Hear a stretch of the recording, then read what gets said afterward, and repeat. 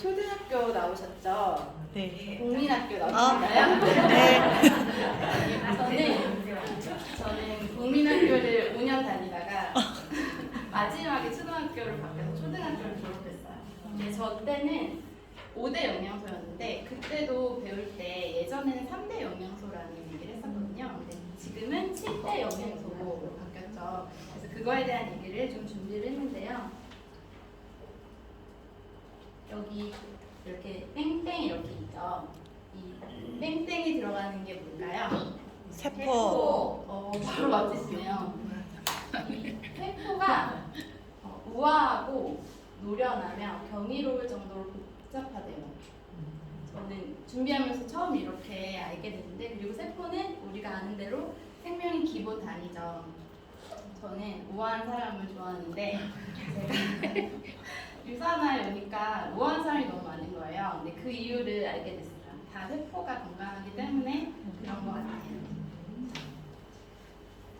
저는 이 부분에 대해서 준비를 했는데, 여기서도 보시면 아시겠지만 이 7대 영양소라는 게 세포를 구성하는 거예요. 그렇기 때문에 결국 이게 세포 그 자체라고 볼 수 있습니다. 그래서 7가지 영양소를 우리가 잘 챙겨 먹는 게 바로 세포가 건강해지는 길이라고 할 수 있겠습니다. 첫 번째는 탄수화물이에요. 탄수화물은 우리가 먹었을 때 가장 빠르게 에너지원으로 바뀌는 그런 영양소인데요.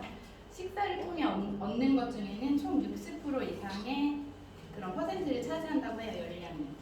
그래서 주된 공급원인데 1g당 4kcal 정도의 열량을 가지고 인체 구성 비율로는 생각보다 적죠. 0.6%. 그 이유는 먹자마자 바로 에너지로 쓰기 때문이에요. 근데 요새 다이어트 많이 하시니까 극도로 탄수화물 제한하시는 분들 많이 있잖아요. 근데 그게 위험한 건 그 중추신경계라고 하는 뇌 척수 같은 것에서는 꼭 포도당만을 에너지로 필요로 하기 때문에 반드시 먹어야 되는 그 섭취량이 있는 거예요. 그래서 꼭 그거를 먹어야 되는 거고.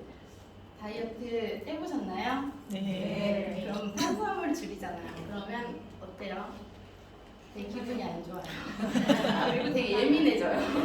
화를 내는데 그게 바로 탄수화물이 떨어졌을 때 일어날 수 있는 그런 효과 중에 하나예요. 그래서 신경이 예민해지고 활력이 떨어지고 잠을 잘 못 자거나 저혈당 같은 게 올 수 있어요. 그리고 과잉은 우리가 너무 잘 아는 대로 많이 먹으면 당연히 살이 찝니다. 그래서 그런 문제가 있어요. 그리고 탄수화물, 단백질, 지방을 보통은 일반적으로는 5대 3대 2의 비율로 많이 추천을 하는데, 이거는 뭐 사람마다 좀 달라요. 운동을 많이 하는 경우에는 좀 바뀔 수도 있고. 보통 과일 많이 드시죠? 탄수화물 중에서도. 과일 언제 많이 드세요? 밥 먹고. 밥 먹고 많이 드시죠? 근데 영양 전문가들은 과일은 식전에 먹거나 아니면 식후에는 최소 3-4시간 이후에는 먹는 게 좋다고 해요. 왜냐하면 과일은 우리가 먼저 밥을 먹고 나면 위에 음식물이 남아있잖아요. 근데 그 음식물이 소화가 되고 있는 중인데 과일을 먹으면, 과일은 위를 통과해서 소장에서 그런 소화가 되고 흡수가 되는데 그걸 못하는 거예요. 그러면 계속 안에서 부글부글 끓고 있으면서 발효가 되는 거예요. 그러다 보면 가스를 발생시키고 속을 더부룩하게 만들기 때문에 과일의 효과를 주려면 그렇게 드시는 게 좋고, 또 음식을 먹고 나서 디저트를 또 먹고 과일을 먹고 하다 보면 췌장에서 계속 인슐린을 분비해야 되거든요. 그렇게 되면 인슐린을 분비하는 과정 속에서 췌장이 과부하가 일어나기 때문에 안 좋은 문제가 일어나고 당뇨 같은 게 많이 발생할 수 있어요. 그래서 그거를 주의하시면 좋겠습니다. 그리고 그 다음은 단백질이에요. 요새 단백질에 대한 중요성이 많이 대두되고 있는데, 단백질은 세포의 기본 구성 요소예요. 그러면서 1g당 4kcal 정도가 되고, 인체 구성에서는 물을 제외하고는 20% 정도의 좀 큰 비율을 차지하고 있어요. 그래서 근육, 피부, 손톱, 머리카락, 여자들 뭐 탈모 같은 것도 거의 다 단백질 원인이 많이 있어요. 그렇게 해서 구성하는 걸 가지고 있고, 지방과 탄수화물이 몸에 없을 때는 단백질로 에너지원을 갖다가 끌어쓰기도 해요. 그래서 단백질이 부족하면 성장 지연이 일어날 수 있고, 근육이 당연히 감소되고 면역력도 떨어져요. 빈혈 같은 거 일어날 수 있고, 단백질도 또한 많이 먹으면 당연히 비만 쪽으로 문제가 올 수 있습니다. 그래서 체중 1kg당 1g 정도의 단백질이 필요해요. 하루에 뭐 만약에 70kg라고 했을 때는 70g. 뭐지? 70g. 70g 정도가 필요합니다. 그래서 한 끼당 그걸 나눠서 3번에 나눠서 먹으면 좋아요. 그래서 여기 자료 보시면 그 연령대에 따라서 단백질도 식물성이 있고 동물성이 있어요. 이거를 잘 배합해서 먹으면 좋습니다. 보통 사람들이 단백질을 먹을 때 가장 쉽게 먹는 게 뭘까요? 운동하거나 이럴 때.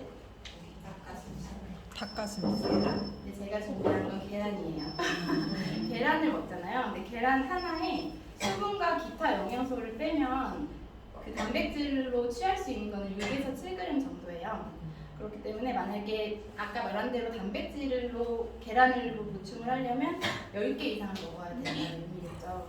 그래서 좀 그렇게 많이 먹어야 되는, 그렇게 음식을 통해서 많이 먹어야 되고, 우리나라 같은 경우에는 육류 소비량이 계속 늘어나고 있어요. 근데 지금 1인당 육류 소비량이 연간 51.3kg이에요. 그 평균적으로. 근데 미국은 보통 한 80kg 정도? 80kg 정도를 먹고, 일본은 한 30kg 중간 정도를 먹어요. 근데도 우리나라 사람들이 단백질이 많이 부족해요. 근데 그 이유가 뭐냐면 흡수가 잘 안 되는 거예요. 위나 장 상태가 많이 좋은 편이 아니기 때문에 그리고 음식으로 섭취하는 좀 한계가 있다는 거를 알고 있으면 좋을 것 같아요. 그리고 세 번째는 지방인데요. 지방은 에너지를 만들고 체온을 유지하고 장기를 보호합니다. 열량을 내는 거는 탄수화물이나 단백질에 비해서는 좀 많은 열량을 내요. 9kcal 열량을 내고 인체 조직의 구성 성분이고요. 그 지방 같은 경우에는 사람들이 보통 고기를 먹고 막 이렇게도 많이 생각하는데 지방이 많이 들어있는 제품은 뭐 저렇게 견과류, 그리고 기름, 그리고 치즈, 뭐 과일 중에서는 아보카도 같은 것에도 지방이 많이 들어있습니다. 그래서 살찐다고 지방을 피하고 그럴 게 아니라 지방도 우리 몸에서 꼭 필요하기 때문에 불포화 지방과 포화 지방 균형 잡힌 섭취가 꼭 필요합니다. 그래서 만약에 좀 피부가 많이 건조하시거나 그런 좀 피부 문제라든지 집중력이나 면역력 문제가 올 때 혹시 어떻게 먹고 있는지도 많이 돌아보시면 도움이 될 것 같아요. 그래서 지방은 특히 이제 많이 먹었을 때는 복부 지방이라든지 심장병, 뇌졸중, 심장마비 이런 거에 있어서도 문제가 일어날 수 있기 때문에 많이 드시는 거는 또 주의하셔야 됩니다. 그리고 네 번째는 무기질, 미네랄인데요. 미네랄은 신체의 성장을 유지시킵니다. 뼈, 치아, 세포 등을 만들고 체내의 생리 기능을 조절합니다. 그리고 15만여 가지 기능을 담당하는 영양 물질이기 때문에 우리 몸에 꼭 필요한 부분이에요. 사실 큰 퍼센트를 차지하진 않는데 우리 몸의 4% 정도를 차지하는 부분인데 이 영양소가 만약에 부족하게 되면 체내에서 다른 영양소들이 작동하는 것을 어렵게 만들기 때문에 꼭 챙겨서 먹어야 하는 부분입니다. 만약에 결핍되게 되면 골다공증, 그리고 근육이 경직되거나 경련, 뭐 이런 문제들이 일어날 수 있기 때문에 챙겨서 먹어야 되는 영양소입니다. 그리고 다섯 번째는 비타민인데요. 비타민은 영양소가 몸에 잘 흡수되게 도와줘요. 근데 이거는 체내에서 만들어내지 못하기 때문에 반드시 별도의 음식으로 섭취를 해야 돼요. 그래서 요새는 사람들이 비타민제를 통해서도 많이 섭취를 하지만 그걸 통해서 음식과 영양제를 통해서 섭취를 하면서 이 비타민을 먹으면 3대 영양소 배달을 돕는 역할을 하고 세포 분열과 시력, 성장, 상처 치유 이런 기능을 보조하는 역할을 합니다. 그래서 비타민이 결핍되면 여러 가지 질병에 노출될 수 있기 때문에 꼭 챙겨서 먹어야 하는 영양소입니다. 우리가 이 5가지는 기본적으로 좀 이제는 많이 챙기는 그런 영양소인 것 같은데요. 물 같은 경우에는 그 인체에 구성하는 퍼센트가 굉장히 크죠. 70% 정도를 구성하는데 그에 비해서는 중요성이 많이 이렇게 대두되진 않았었는데 이제는 물에 대한 관심도도 많아졌고 물의 역할이 크다라는 거를 많이 인지하고 있어요. 사람이 물이 없으면 100시간도 견디기 어렵다고 해요. 사실 음식을 먹지 않으면 막 며칠씩 견딜 수 있는데 그만큼 물이 중요하고 하루에 꼭 최소 6잔에서 8잔 정도의 물을 섭취하는 게 좋습니다. 그 세계보건기구에서는 깨끗한 물이 건강을 증진시킨다는 말이 있을 정도로 물이 중요하다고 얘기해요.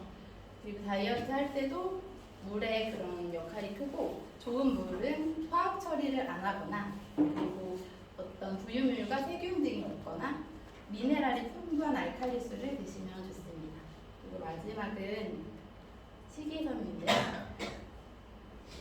식이섬유 같은 경우에는 어떤 영양소 자체로 중요한 그런 영양학적인 의미라기보다는 우리가 식습관이 많이 변하면서 그 대장 관련된 질병도 많이 늘어났고 음식이 많이 바뀌었잖아요. 그런 걸 통해서 많이 중요도가 다시 올라오게 됐는데 식이섬유는 식물의 딱딱한 줄기나 섬유소 형태를 갖추고 있고 그리고 채소, 과일, 해조류 등에 많이 함유되어 있습니다. 그리고 사람의 소화 효소로는 소화되지 않고 몸 밖으로 배출되는 고분자 탄수화물입니다. 그리고 특히 이제 성인병을 예방하는 데에도 많은 도움을 주기 때문에 본인의 그 1일 필요량으로 25g에서 30g 정도의 식이섬유를 하루에 꼭 챙겨 드시는 것이 중요하겠습니다. 아까 처음에 세포에 대해서 말씀드렸는데요. 이 보이지 않는 기적 세포 영양 혁명이라는 책 다들 아시죠? 마이런 박사님 책에 보시면 이 세포라는 게 굉장히 똑똑하지만 만약에 세포가 오염되거나 필요로 하는 영양소가 결핍되면 퇴행과 질병을 유발한다고 해요. 근데 우리가 세포를 보살피고 보호하고 세포가 필요로 하는 거를 공급해주면 세포가 스스로 복구해서 건강과 장수를 누리도록 해준다고 합니다. 그래서 우리는 7가지 영양소를 똑똑하게 잘 챙기면서 세포를 건강하게 하고 또 다 우아한 삶을 하시기를 바랍니다. 감사합니다.